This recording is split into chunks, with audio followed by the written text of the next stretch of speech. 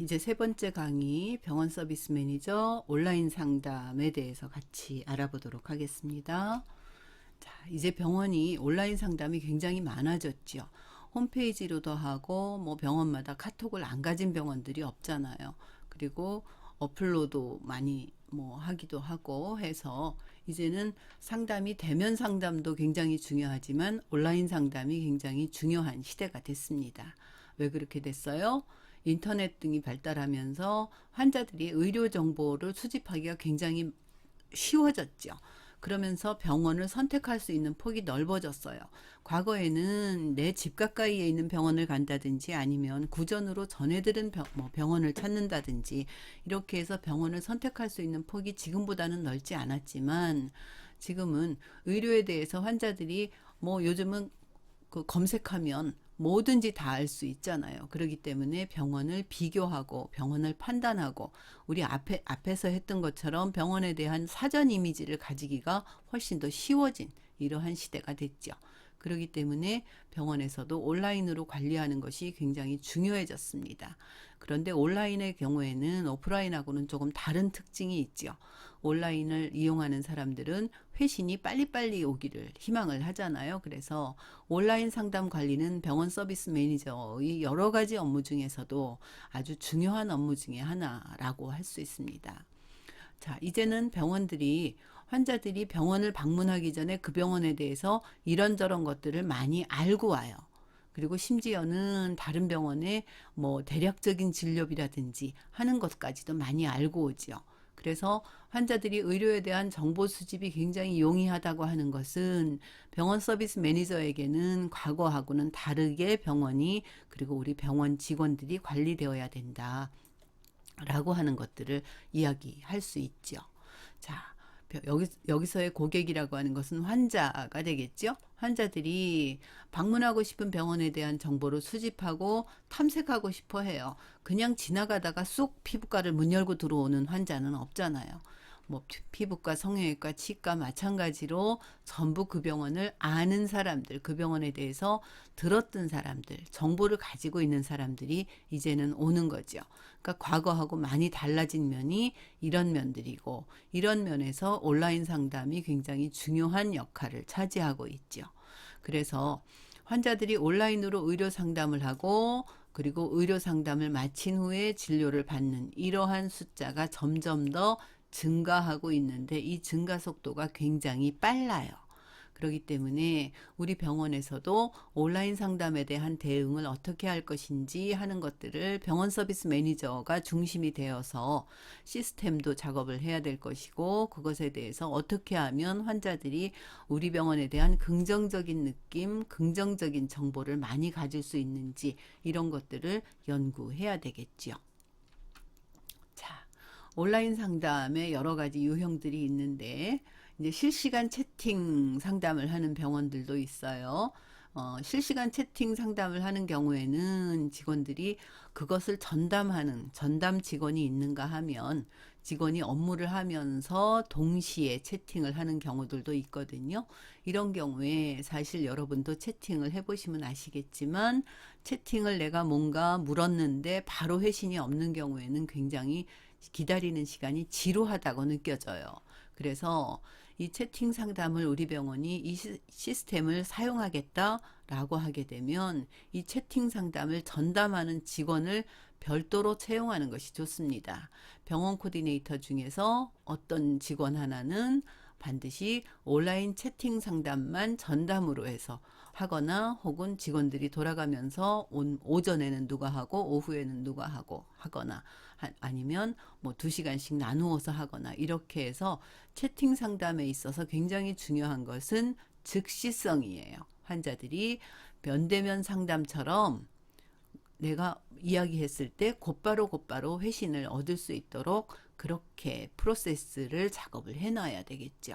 그렇지만 상담을 하면서 채팅 상담의 경우, 대면 상담의 경우에는 환자와 마주보고 하기 때문에 환자가 어떤 취향을 가졌구나, 어떤 성향이구나, 이러니까 이 환자에게는 어떻게 대응해야 되겠구나 라고 하는 것들을 우리가 짐작할 수 있는데 채팅 상담의 경우에는 반드시 그런 정보를 우리가 얻을 수 있는 것이 아니잖아요. 그렇기 때문에 고객의 음성, 표정, 동작 이런 것들, 즉 비언어적인 그런 것들을 우리가 알 수가 없다는 이러한 한계점도 물론 있습니다. 그리고 문자 중심으로만 상담을 하다 보니까 조금 더 대면을 하면서 할 수 있는 그러한 뭐 표정이라든지 뭐 이런 것들을 통해서 전달할 수 있는 내용들이 없어요. 그렇기 때문에 채팅 상담이 굉장히 유용하게 많이 활용되고는 있지만 제한적인 것들도 사실이죠. 그래서 채팅 상담만으로는 충분하지 않다. 채팅 상담을 마치고 나서 채팅 상담을 마친 환자들에게는 반드시 내원하셔서 조금 더 구체적인 상담을 하시도록 이렇게 권하는 것이 좋습니다. 그리고 상담을 받는 환자분 혹은 고객에 대해서 이 사람이 알고 싶은 전체적인 내용, 그러니까 환자들이 질문을 할 때, 채팅 질문을 할 때 구체적인 질문을 하는 것이 아니라 그냥 한 가지씩 질문을 하잖아요. 시간은 얼마나 걸려요? 예를 들어서 비용은 얼마나 돼요? 뭐 이렇게끔 단편적으로 하나씩 묻기 때문에 이 사람이 총체적으로 어떤 문제를 가지고 있고 어떤 서비스를 우리가 제공을 해주어야 되고 하는 것들을 판단하는데 고객에게 설명을 어떤 범위까지를 해줘야 되는지 판단하는데 어려움이 있어요. 그래서 채팅 상담을 하는 경우에는 이것을 서비스 매니저가 직접 하거나 혹은 우리 병원에 코디네이터나 혹은 간호조무사나 간호사가 있다라고 하면 그 직원들 중에서 연차가 좀 있는 사람들이 해야 돼요. 어떤 경우 보면 신입 직원들이 이 채팅 상담들을 하는 경우들을 많이 알 수가 있어요. 그러면 어떤 답을 많이 하게 됩니까? 죄송한데 그건 알아보고 알려드리겠습니다. 라든지 제가 잘 모릅니다. 라든지 이런 답들을 하게 되죠. 그런 경우에 환자는 어떤 이미지를 갖습니까? 이 병원에 대해서 신뢰할 수 없다. 라고 하는 이미지를 갖게 되는 거죠. 그래서 이 채팅 상담은 반드시 업무 숙련도가 있는 그리고 진료에 대해서 치료에 대해서 이해를 가지고 있는 연차가 좀 있는 직원이 하는 것이 좋겠습니다. 자, 영상으로 상담을 하는 병원은 아직은 거의 없죠. 그리고 이메일 상담 같은 경우도 자주 하게 되는데요. 이메일 같은 경우에는 환자가 이제 이메일에다 구체적인 내용들을 작성을 하는데 그러면 이 이메일 상담에 대해서는 어떻게 회신을 하는 것이 좋은가? 환자가 이메일을 하면서 거기에다가 내 연락처를 남겨놓았다라고 하면 반드시 출근하자마자 이메일부터 확인해서 이메일 상담에 대해서 회신을 하고 그 다음 순서가 어떻게 돼요?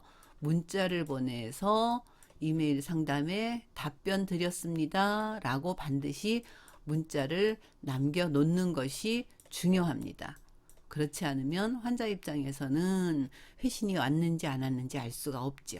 그래서 이메일 상담은 언제 한다? 반드시 출근하자마자 바로 회신을 하는 것이 좋습니다. 그리고 회신하고 나서는 반드시 문자를 보낸다. 게시판 상담도 채팅 상담하고 마찬가지죠. 게시판 같은 경우 병원이 자유 게시판들은 많이 없애는 추세죠. 그렇지만 병원에 이제 진료 상담 게시판 같은 것들이 비공개로 비밀번호로 설정을 해서 할 수 있게끔 이렇게 많이들 해놓았죠.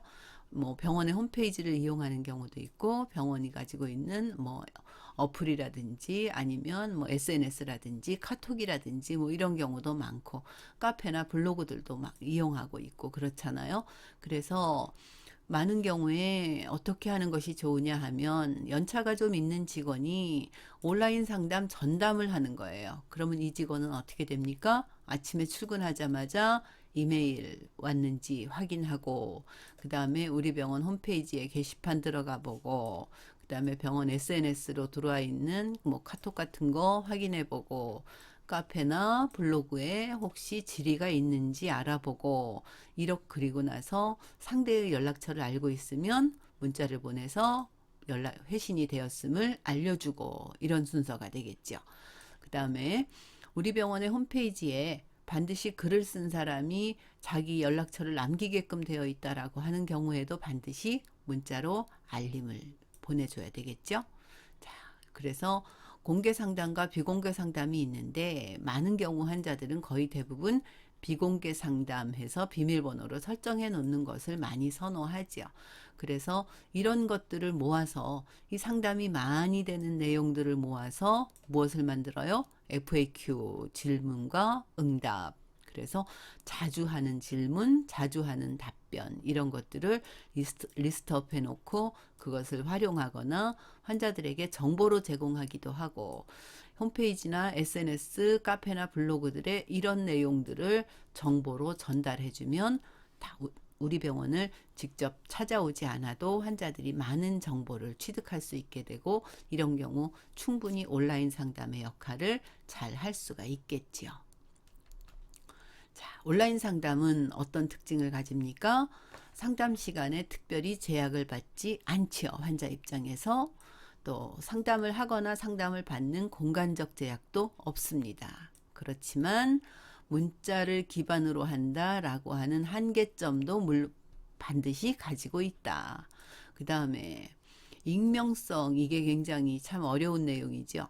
그래서 필요 없는 내용을 자꾸만 묻는다든지 하는 이런 익명성 때문에 환자들이 자신이 드러나지 않기 때문에 조금 심하게 이야기하거나 하는 경우들이 있을 수 있어요. 이런 내용들 콜센터에서 많이 발생이 되고 있지요. 자, 그래서 이런 부분들에 조금 우려가 있다는 것도 사실입니다. 병원 상담이 대면 상담이 될 때는 상담실장이나 코디네이터, 병원 서비스 매니저가 상담을 주도하는 반면에 대면 상담이 아닌 비대면 상담, 온라인 상담의 경우에는 고객이 먼저 상담을 신청을 한 것이기 때문에 고객 주도적으로, 고객 자발적으로 상담이 이루어진다라고 하는 특징을 가지고 있습니다. 그렇기 때문에 병원에서 아까도 이야기한 것처럼 근무 연차가 조금 있는 직원이 하는 것이 좋겠다라고 하는 이유가 바로 여기 있죠. 상담 능력을 가진 사람이 상담을 하는 것이 중요하지요. 신입 직원이 온라인 상담이나 게시판 관리를 하는 것은 좋지 않습니다. 우리 병원이 그렇게 모르는 것이 많은 혹은 우리 병원 직원들이 진료나 치료에 대해서 잘 모르는 것처럼 환자가 인식할 수 있겠지요. 그리고 이런 온라인 상담을 할 때는 반드시 환자가 이런 내가 가지고 있는 정보가 누출되지 않을까, 유출되지 않을까라고 하는 것들에 대해서 우려를 가지고 있기 때문에 이러한 것들에 대해서 반드시 우리 홈페이지나 우리 SNS 같은 것들이 그냥 무분별하게끔 남발되거나 혹은 퍼가거나 이런 것들을 하지 않게끔 이런 것들을 구축을 잘 해놓아야 되고 그리고 이런 정보를 외부에 노출하지 않는다라고 하는 원칙을 반드시 준수해야 되겠습니다. SNS나 카톡이나 이런 것들은 사실은 비용이 들지 않잖아요. 대면 상담을 주로 한다라고 하게 되면 대면 상담은 반드시 병원 직원이 적절한 공간에서 공간도 필요하죠. 또 그다음에 환자와 대면해야 되니까 시간도 필요하지요. 그다음에 환자에게 뭔가 또 제공해야 되니까 또 그러한 것에 대한 제공도 필요하고 자료를 만들어야 되니까 자료도 필요하고 여러 가지 이러한 비용이 드는 반면에 온라인 상담의 경우에는 운영하는데 비용이 아주 저렴하거나 혹은 거의 들지 않는다는 장점도 가지고 있어요. 그렇지만 반대로 생각하면 이렇게 운영하기가 쉽다고 하는 것은 아주 잘하지 않으면 안 하니만 못한 결과를 가지고 올 수도 있다라고 하는 것도 우리가 알아둘 필요가 있겠습니다. 자, 온라인 상담을 할 때 여러 가지 대응해야 되는 상황들이 발생할 수 있겠죠. 자, 이것은 우리 부서가 아니라 피부관리실로 전달해야 되는 내용이다 라고 하는 경우도 있을 수 있고요. 자, 이럴 경우에는 전달하는 경우 문의 내용에 적절한 해당 부서 담당자한테 실무 담당자한테 전달을 해야 된다.